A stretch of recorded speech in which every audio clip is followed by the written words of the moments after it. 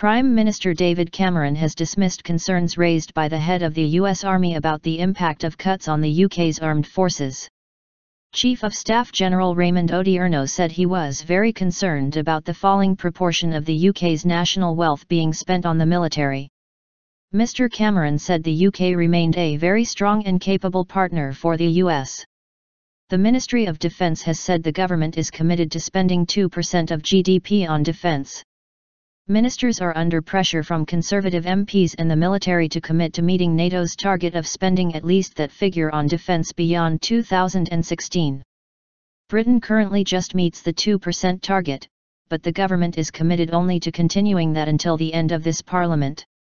UK contribution.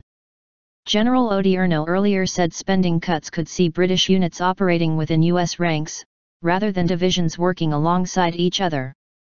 But Mr. Cameron insisted that US President Barack Obama appreciated the contribution made by UK troops who were able to fight alongside US forces anywhere in the world.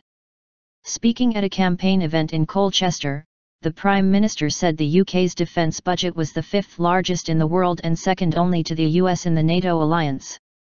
You can see that very specifically today in Iraq, where the second largest contributor in terms of airstrikes and air patrols is Britain by a very large margin, he said.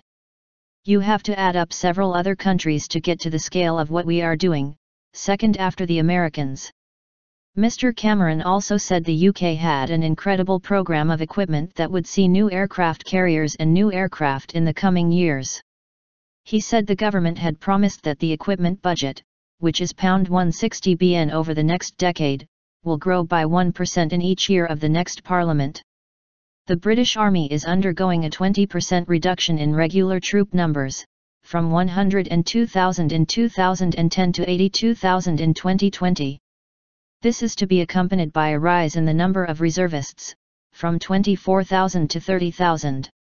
The Royal Navy and the RAF are both preparing to lose 5,000 regulars and gain 500 reservists over the same period.